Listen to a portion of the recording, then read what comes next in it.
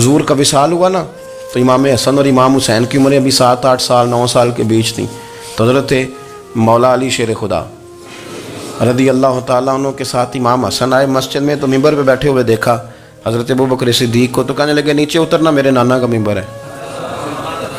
بچوں کو بڑی پہچان ہوتی ہے نا ابا کے کپڑوں کی، سے پتہ ہوتا ہے کہ یہ میرے نانا کا ہے، یہ میرے نیچے اترو، یہ ممبر میرے نانا کا ہے۔ تو حضرت علی المرتضیٰ نے جلدی سے پکڑا اور پکڑ کے فرمایا ذرا حسین حسن یہ کیا کہہ رہے ہو؟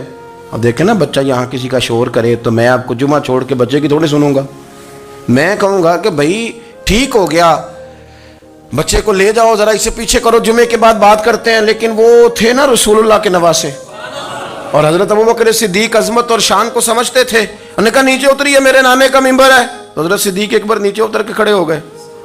تو ایک جملہ، باقی بزرگوں نے بھی بڑا کچھ لکھا ہے، پر یہاں ایک بات شاہ عبدالعزیز محدث دہلوی نے لکھی ہے، حضرت صدیق ایک بار رو پڑے، کہنے لگے حسن اگر ممبر تیرے نانا کا ہے تو ابوبکر بھی تو تیرے نانا کا ہی ہے نا، یہ کو باہر سے تو نہیں نہ آیا، یہ بھی تیرے نانا کا ہے۔ تو حضرت امام حسن ہنسنے لگے، فرمانے لگے ٹھیک ہو گیا، بیٹھ جائیں ممبر پہ پڑھائیں جمعہ۔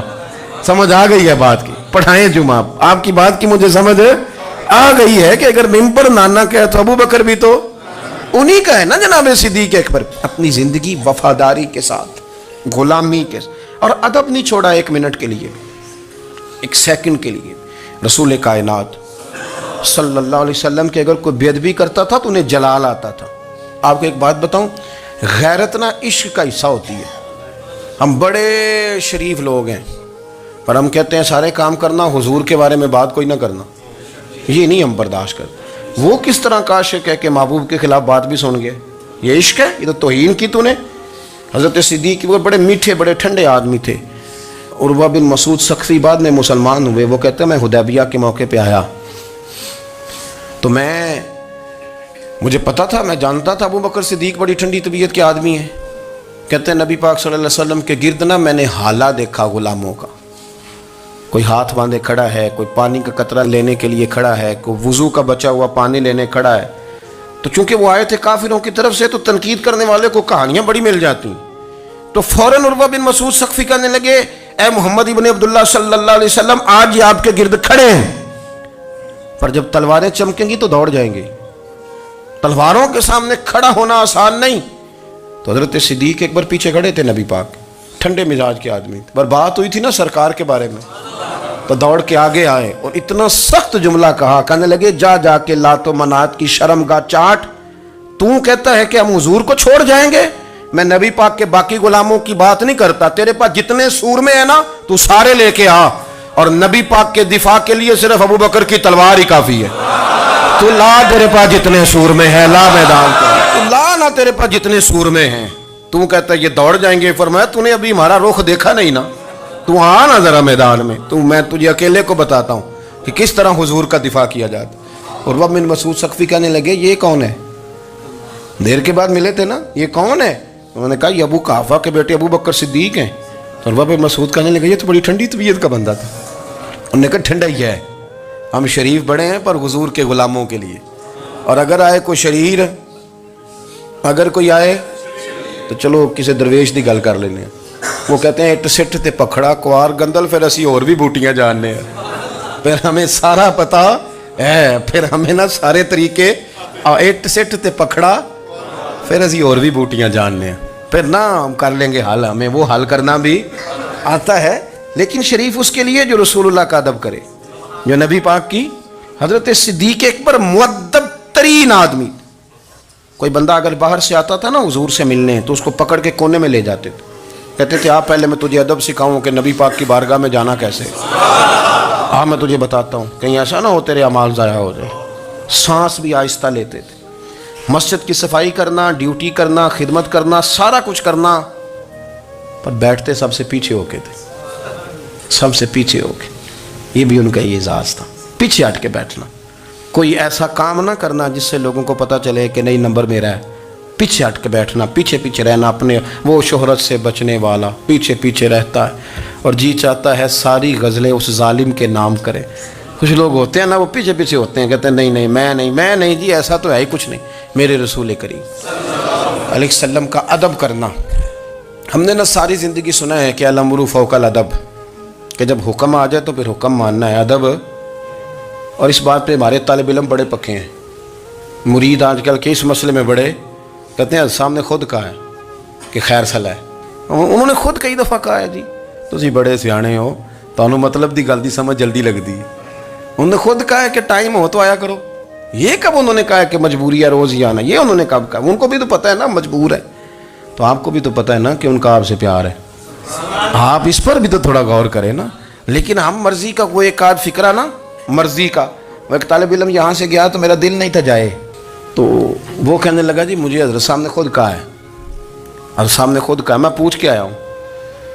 تو جو ہمارے کچھ سنگی تھے بیچ میں پیار والے، وہ کہنے لگے وہ آندہ میں پوچھ کے آیا. میں کیا آندہ وہ بھی ٹھیک ہی ہے.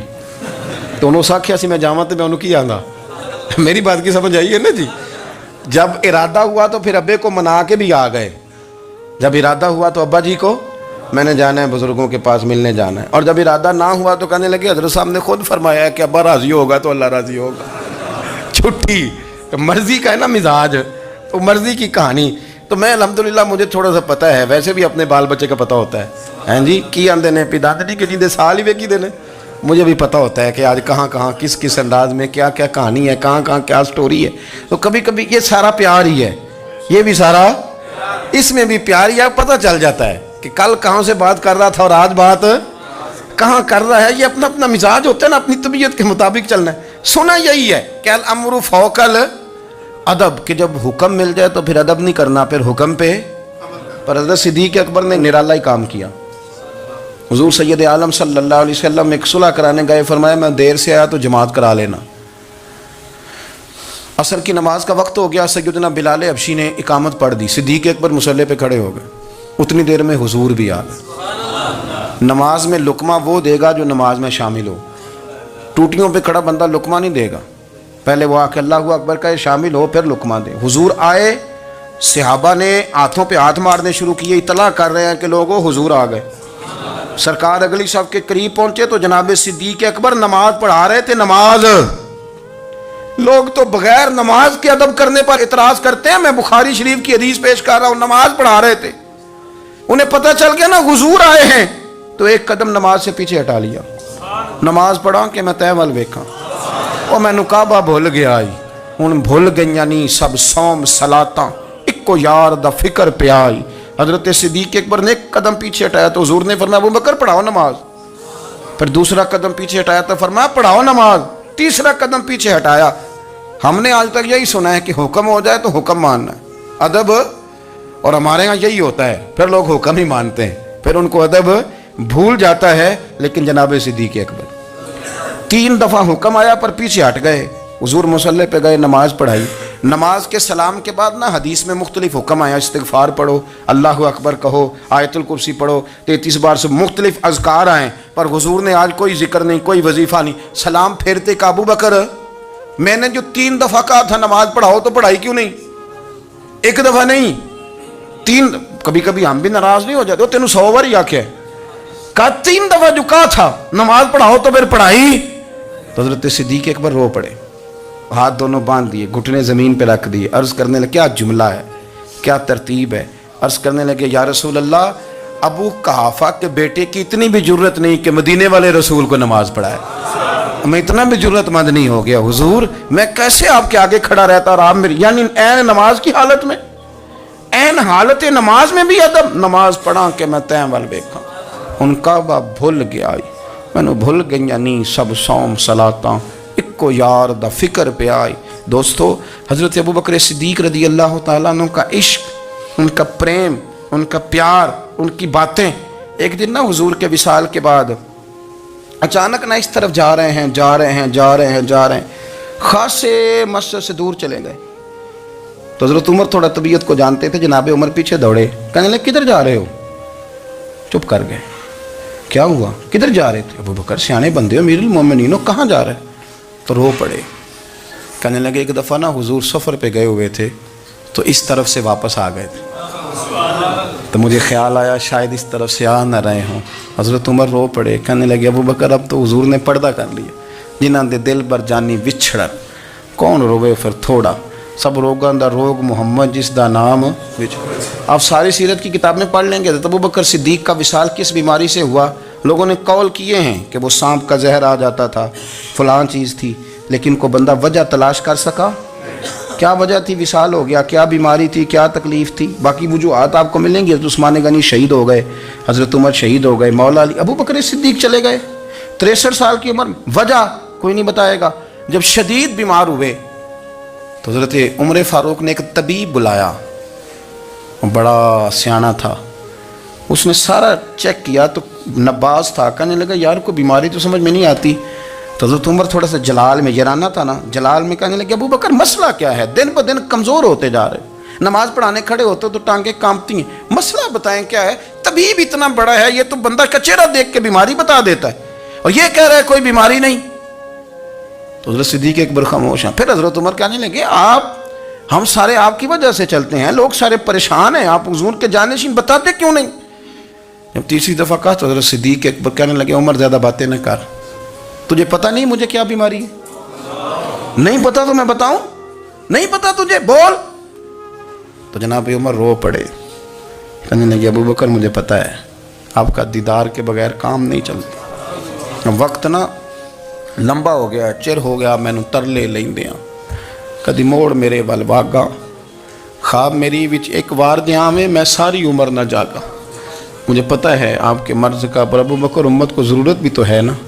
تو حضرت صدیق اکبر کہنے لگے بس ہو گئی ہے، اب میری وصیت یاد رکھنا، جب میں دنیا سے جاؤں تو اٹھا کے میرا جنازہ قبر رسول پہ لے جانا، اور پہلے پوچھ لینا کہ ابو بکر حاضر ہے، اجازت ہو تو مجھے دفن کر دینا، ورنہ جنت البقیع میں. تو لوگ کہتے ہیں ابھی جنازہ ہی رکھا ہی تھا کہ دروازہ اندر سے خود بخود کھل گیا اور آواز آئی اب دیر نہ کرو، محبوب کو محبوب کے ساتھ ملا دو.